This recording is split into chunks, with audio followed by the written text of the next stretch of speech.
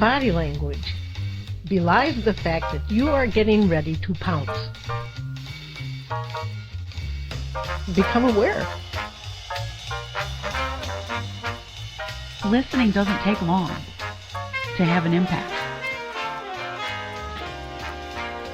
The last thing that Bob said to me was, I never knew that listening could be life or death. Welcome back to Unapologetic Rabble Rousers. I am DocShellie. And I'm Carla. In our last episode, I gave a fabulous display of how not to be a great listener when I interrupted you, and you were about ready to share with us 2 tests that you use for listening, and I interrupted you. So will you share those 2 tests, and I will not interrupt you. I promise. Thank you, Shelley. Okay. So yes, there were 2 tests, and this is about being aware of how your own body language and that of those around you really communicates what's going on, even as you're sitting there listening. So the first one is going to be the seatbelt test. Now, the seatbelt test, I'm just going to ask you to think about, you're in a meeting, and you are in your seat, and you're starting to feel yourself kind of move forward. You're moving forward. The seat itself isn't, but your seat, your body is. Like you're leaning in. You can see this happening. The fact of the matter is that body language belies the fact that you are getting ready to pounce. So you're waiting for that half a breath that the speaker will take, hopefully soon, so that you can interject, or the person that's doing that leaning in can interject. So the notion of the seatbelt test is to consider that you have one when you're seated in your conference chair or on your Zoom call, whatever. You're seated in that chair. If you are positioned back in the chair, you are in a more receptive position. You're not belying the fact that you're waiting for that person to take a half a breath so that you can interject. So just think about it. I got a seatbelt for one of my managers. She was a very vibrant, wonderful manager, and very... It wasn't me. I interrupted, sorry. And it wasn't, you're right. Though you would have been a great manager, I'm sure, just never had that pleasure. And she was really, really engaged, but she spent a lot of time on the edge of her seat. I brought that to her attention and suggested that maybe this would be a nice reminder. She thought it was hilarious, and she would take it to every meeting. But it did affect her engagement. She did find herself seated back more and actually more receptive to what was going on. So enough of the seatbelt test. The other one is the sphincter test. The sphincter test. So this is a very personal thing. Nobody else needs to know. But when you're puckered up, you're tightened up. When you're tightened up, you are positioning yourself to pounce, to do something. And so the notion is, if you feel that kind of tension, you're investing a lot of energy in tightening where you don't really need to tighten. And when you're tightening, that means it's because there's some stress going on. And if there's stress, then that's interfering with your ability to pay attention, listen to understand. That's the sphincter test. So I got to ask, you bought somebody a seatbelt. Oh, no. No, I said very personal kind of a thing. Okay, good. Yeah. But if you become, I'm going to invite you to become aware. When you're seated and you're feeling a little tense, check it. And I'll let you figure out what you need to do to unpucker. So thank you for that. Thank you. Yeah, thank you for sharing. I'm sure everybody's delighted now. That is fantastic. So we've been talking about listening, and as we were preparing for this entire group of episodes, one of the things that became very apparent is that in our collective experience, we have seen the power of listening, how transformative it can be. And so there's some stories that try to help highlight that. So I'd like to ask you if you might share a story. The one I'm thinking about is the worker in the factory. Yeah, sure. I will do that. Yeah, I think we both have some really great, I'm sure everyone listening has examples of where listening has made a difference in their lives. And I was working with a gentleman, and I love his story so much. And he was a 20-plus year on-the-line hourly worker who had an opportunity to become a leader. And he promised himself that he would be a leader who listens, because he felt like he was never listened to when he was on the line. And he had a gentleman who worked for him who was always late. And he was always late for shift before he worked for him. And one day, passing in the hallway and, hey, how you doing kind of thing. And I'll call the leader Dave, and he said, you got a couple minutes? Can I ask, what's with this always being late? Like, what's going on? What can we do about this?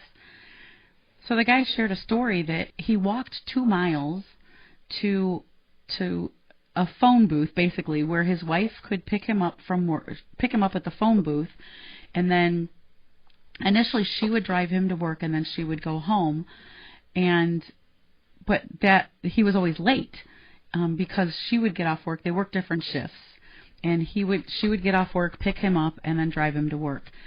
And sometimes he would need the car for whatever reason. He might be working overtime, so he would take her home and then drive to work. Regardless, he was always late. And he said, well, can you get a second car? And the guy said, well, I've been working on it, but, we don't have a lot of money, and I want to pay cash for something, so I just kind of want to beat her to get back and forth to work.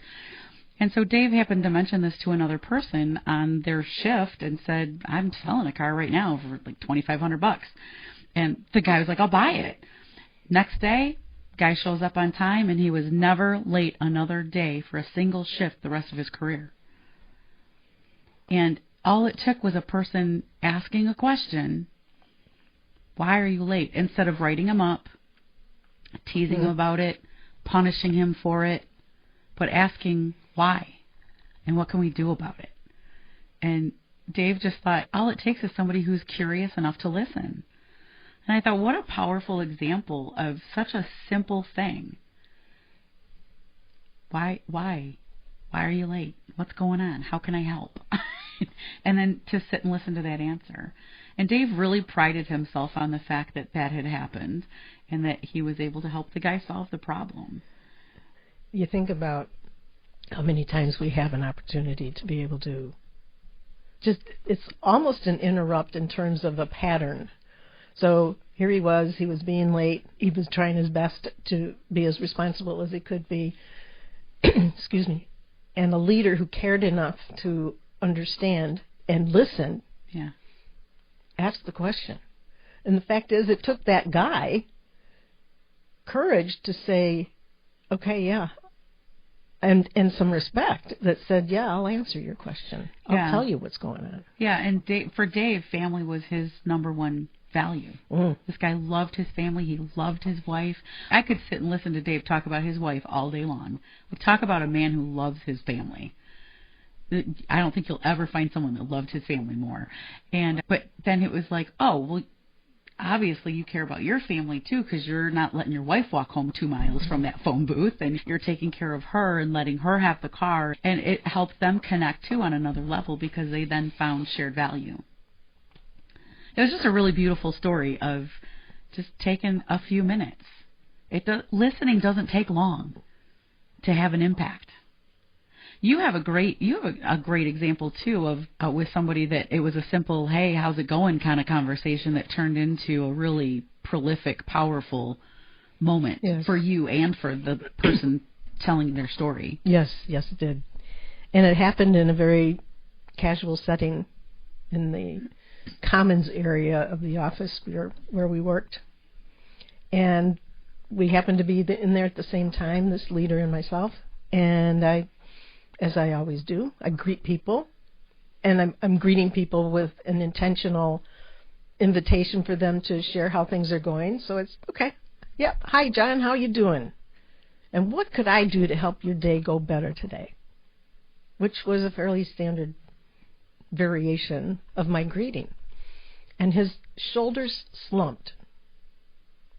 And he looked at me and he said, well, if you could figure out what we're going to do about the fact that my wife just got diagnosed with cancer, that would help my day.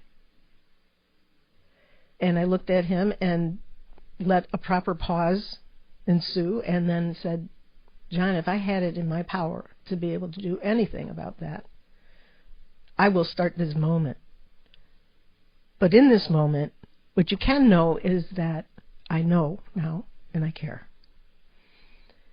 And I will know from now on. And when I ask you how you're doing, I want you to know that I'm asking about both you and your wife. And he thanked me. And it really touched me that he would take that moment to just, it was raw. The emotion was very high. And for the rest of the time that we were in that organization, when I'd see him and ask him how he was doing, I didn't point out, and your wife. He knew, and we would have great conversations. They weren't long and involved, but he knew that I knew. And he knew that he could talk to me about it. And there was no judgment, and there wasn't any expectation of anything except that I was a caring person.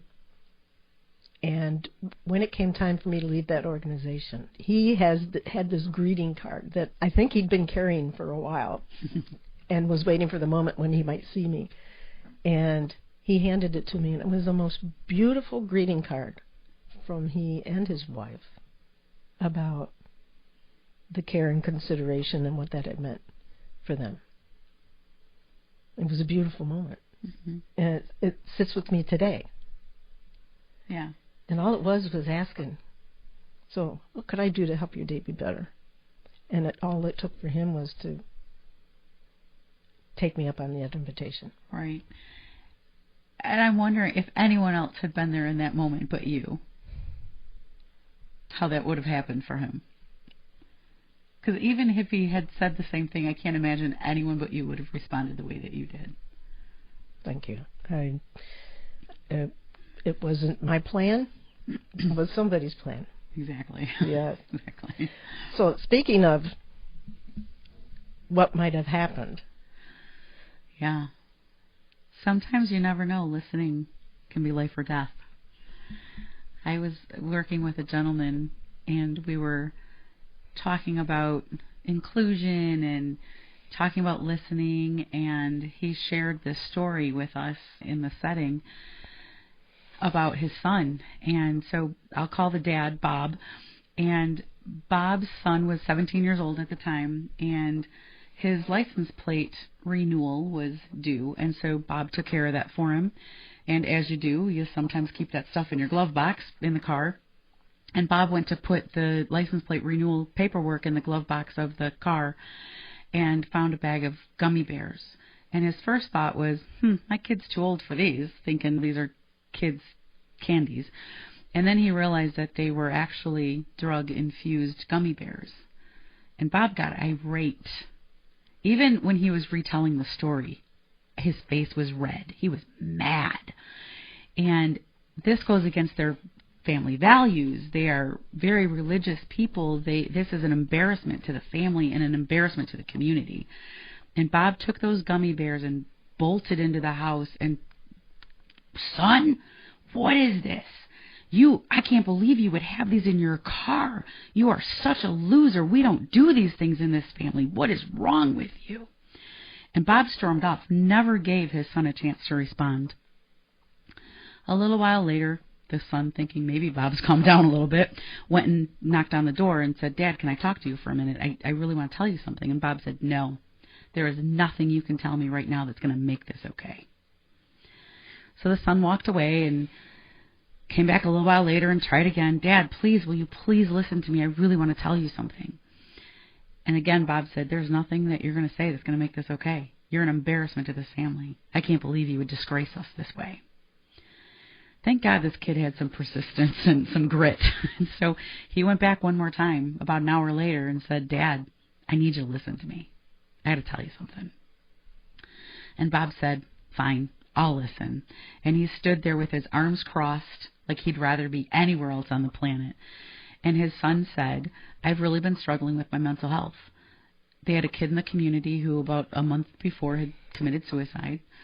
Or I guess we're supposed to say died by suicide now. Had died by suicide, and Bob's son was really struggling with some depression, and he had actually shared it with a friend. The friend is the one who gave him these gummy bears. And the friend said, they're helping me when I feel anxious. Just take a half of one or take one, and it'll help. So Bob's son shared that he would take one once in a while. He'd only had a couple, but he'd take one and really felt a difference. So through some listening and some resources that the company had at the time, he was able to get his son some help.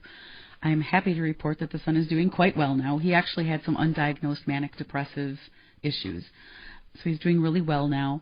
And Bob shared with me, I never really knew that listening could be life or death.